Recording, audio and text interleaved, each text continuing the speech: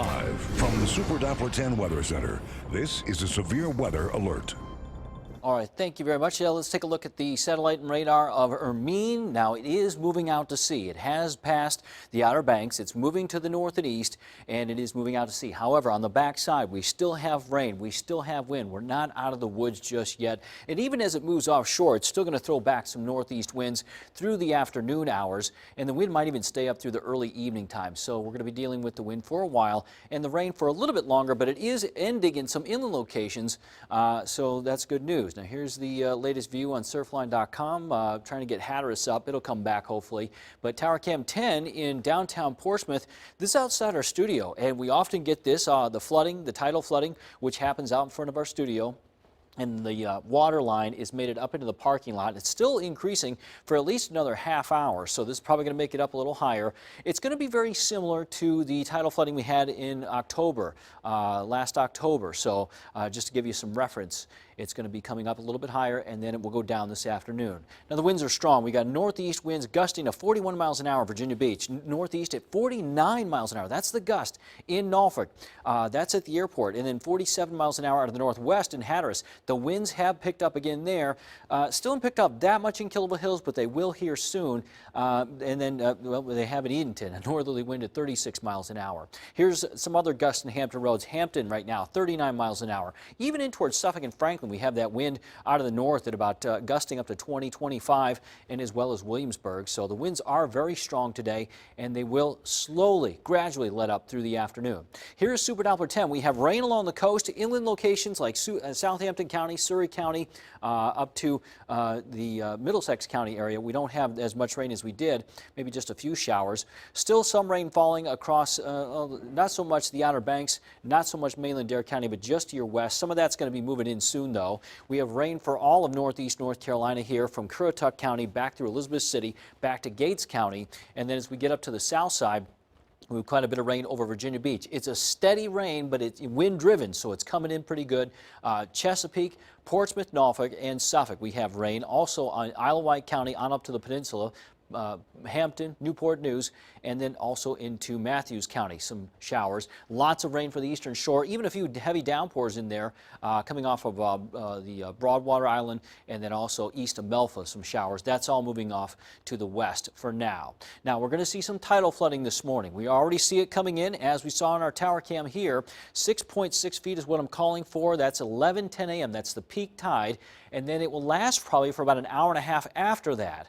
So this is some moderate tidal flooding, maybe even up to severe levels if it gets to that point. And then for the evening tide, 6 feet, so not quite as high. And then it goes down for Sunday, but still some moderate tidal flooding, minor to moderate tidal flooding for there. Here's some other locations. We've already passed a duck this morning. The next one, 9:35 p.m., 6.4 feet. That will be higher. And then Wachapreague, 7 feet. That is moderate to almost major tidal flooding, 6.9 feet this evening. And then going into Kiptopeak, Saturday this morning, 10:40 a.m., 5.4 feet. This evening, 5.3. And then Yorktown, 11:20 a.m. is your high tide, 5.7 feet. Again, this is all going to be moderate to possibly major in some spots. I think it's going to be similar to last October, maybe a little bit more than that, but it'll be less than Sandy from the tropical system Sandy when we had that in 2012. Now the timeline, rain's going to be tapering off. We got windy conditions between now and 2 p.m., but tidal flooding is still up all the way through at least 1 o'clock, maybe a little bit around 2. 2 p.m. to 6 p.m., the water drops, the wind's going to slowly go down, and we got a few showers around, but most of the rain should move out. And then breezy near the shore, 6 to 10 p.m., a few showers. The tide is going to come back up again between about 10 and 11 p.m.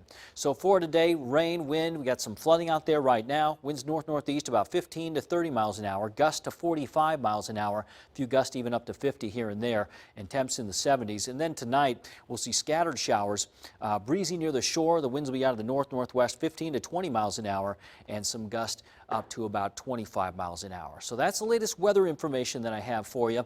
And we've got some reporters in the field. They're going to help me tell the story of what's going on out there. And so first off, I'm going to turn it over to Rico Bush. He's live in the field out in Norfolk. Rico, what are you seeing out there? Well, yeah, Jeremy, this flooding here in Norfolk, right near Norfolk State University in Spartan Village, is much worse by far than what it was earlier this morning in Ocean View. If you take a look behind me, you can see a lot of water here. Also, some water here. Earlier this morning, we actually saw a car drive and got stuck and stalled. That car stopped working. And as you can see, this police tape, officers put up this tape to keep people from going.